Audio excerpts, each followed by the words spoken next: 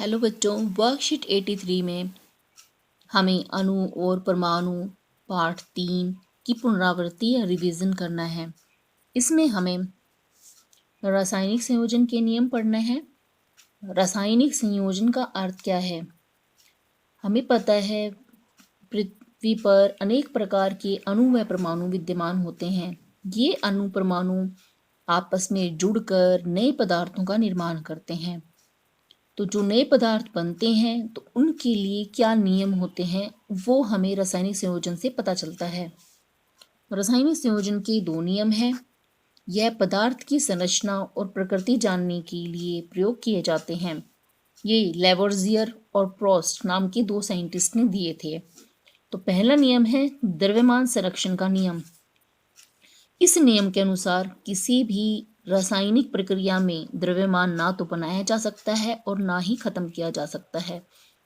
इसका मतलब यह है कि अगर हमने कोई पदार्थ मान लो 5 ग्राम लेकर हम अभिक्रिया कराना शुरू किया है किसी अन्य पदार्थ के साथ, वह 2 ग्राम लिया है और दोनों ने पूरी रिएक्शन की है, तो जो भी बनने वाला पदार्थ है वह 7 ग्राम होगा। यानी कि कहीं पर भी द्रव्यमान नष्ट नहीं होगा। जितना पदार्थ हम लेके चलेंगे अंत में हमें उतने ही वजन का पदार्थ मिल जाएगा।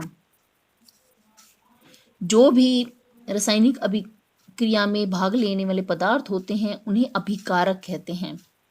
तो इसे ऐसा भी कहा जा सकता है कि अभिकारकों का कुल द्रव्यमान, मान लीजिए हमने ए और बी लिए और इन्होंने अभिक्रिया करके सी और डी बना दिए, तो ए और बी का जितना द्रव्यमान है उसका जोड़ सी और डी के द्रव्यमान के जोड़ के बराबर होगा।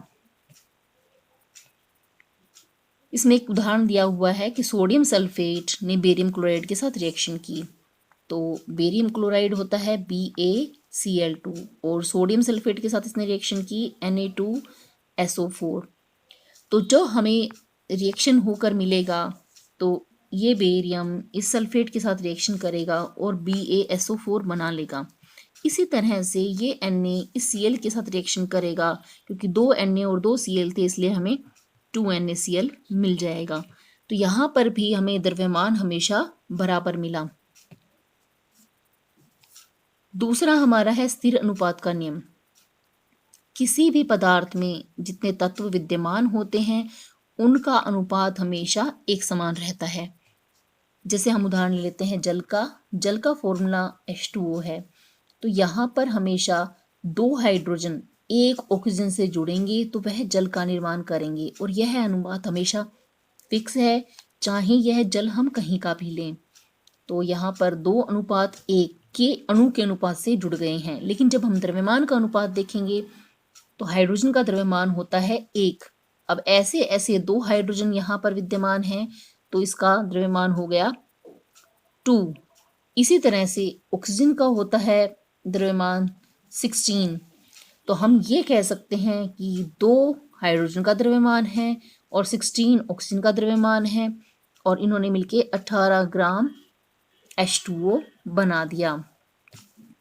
तो हमेशा यह अनुपात जो होगा 2:16 होगा, जिसे हम सिंप्लीफाई कर देंगे तो 1:8 के अनुपात में हाइड्रोजन और ऑक्सीजन सदैव जुड़ जाएंगे। इसी प्रकार का यहाँ पे एक उदाहरण और दिया गया है कि हमने 9 ग्राम जल लिया। 9 ग्राम जल बनाने के लिए हमेशा 1 ग्राम हाइड्रोजन और 8 ग्राम ऑक्सीजन गैस ही निकलेगी। तो 1 और 8 से जुड़ने से हमें 9 ग्राम जल मिलेगा। या फिर सीधा हम ये भी कह सकते हैं, अगर हम 9 ग्राम जल को लेकर तोड़ देंगे तो इससे हमें 1 ग्राम हाइड्रोजन और 8 ग्राम ऑक्सीजन मिलेगी। जॉन डाल्टन ने भी इसी प्रकार के रासायनिक संयोजन के नियम दिए थे 1808 में, और अपने सिद्धांत में उन्होंने बहुत सारे मूलभूत सिद्धांतों को समायोजित किया, इकट्ठा किया और उसके आधार पर उसने अपने सिद्धांत बताए। डाल्टन के सिद्धांत इस प्रकार हैं। कोई भी पदार्थ, हमारे आसपास अनेकों प्रकार के पदार्थ मिलते हैं, वे तत्व, यौगिक या मिश्रण किसी भी प्रकार के हो सकते हैं। वे सभी पदार्थ छोटे छोटे कणों से मिलकर बने होते हैं जिन्हें परमाणु कहते हैं। आप सिंपली ये कह सकते हैं कि जो हम अपने आसपास पदार्थ देखते हैं वे किससे बने होते हैं? परमाणु से। परमाणु बहुत छोटे होते हैं, इतने छोटे होते हैं कि ये अविभाज्य होते हैं, यानी इन्हें हम तोड़ नहीं सकते। इन्हें किसी भी रासायनिक प्रक्रिया में ना तो हम बना सकते हैं ना खत्म कर सकते हैं। ये रासायनिक प्रक्रिया में भाग लेंगे और अपना रूप बदल लेंगे, किसी अन्य पदार्थ का निर्माण कर देंगे, परंतु नष्ट नहीं होंगे। मतलब अगर हम कार्बन और ऑक्सीजन लेके चले हैं तो कार्बन और ऑक्सीजन जुड़कर कार्बन डाइऑक्साइड बना लेंगे, लेकिन ऐसा नहीं होगा कि कार्बन नष्ट हो जाए, सिर्फ ऑक्सीजन ही रह जाए। किसी भी तत्व के परमाणु का द्रव्यमान और रासायनिक गुण एक जैसे होते हैं। कार्बन के जितने भी रूप होंगे सबका द्रव्यमान, उसके अणुओं का द्रव्यमान और उसके रासायनिक गुण हमेशा एक जैसे होंगे। विभिन्न तत्वों के परमाणुओं का द्रव्यमान भिन्न भिन्न होगा। अब कार्बन का द्रव्यमान ऑक्सीजन के द्रव्यमान से अलग होगा, कार्बन का रूप ऑक्सीजन के अणुओं के रूप से अलग होगा। जब ये आपस में जुड़ते हैं तो ये एक अनुपात में जुड़कर एक यौगिक का निर्माण करते हैं। तो ये देखिए आप, कार्बन ऑक्सीजन जुड़ गए और इन्होंने यौगिक बना लिया। यौगिक मतलब जो इनके जुड़ने से बना है, दोनों जुड़ गए हैं आपस में। एक यौगिक में जितने भी अणु होते हैं वे हमेशा फिक्स रहते हैं। आप देख सकते हैं यहाँ पे C और O2 जब जुड़े तो यहाँ पे एक कार्बन है और दो ऑक्सीजन है। तो जब भी कार्बन 1:2 में जुड़ेगा तो वह CO2 का निर्माण ही करेगा।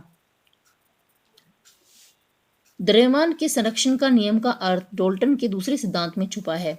यानी हम यह कह सकते हैं, जब किसी भी रासायनिक अभिक्रिया में ना तो हम पदार्थ बना सकते हैं ना समाप्त कर सकते हैं। यह डाल्टन का दूसरे सिद्धांत से पता चलता है, जिसे हम द्रव्यमान संरक्षण का नियम भी कहते हैं। जबकि डाल्टन का आखिरी सिद्धांत स्थिर अनुपातों के नियम की तरफ इशारा करता है। स्थिर अनुपात मतलब फिक्स रेशो, कि फिक्स रेशो में अणु आपस में जुड़ेंगे और नए पदार्थ का निर्माण करेंगे। आइए अब हम प्रश्न उत्तर कर लेते हैं। द्रव्यमान संरक्षण के नियम से आप क्या समझते हैं, एक उदाहरण दीजिए। तो आपको यह द्रव्यमान संरक्षण का नियम यहाँ से लिखना है और उदाहरण आपने देने हैं। ये उदाहरण आप दे सकते हैं। स्थिर अनुपात के नियम से आप क्या समझते हैं, उदाहरण दीजिए।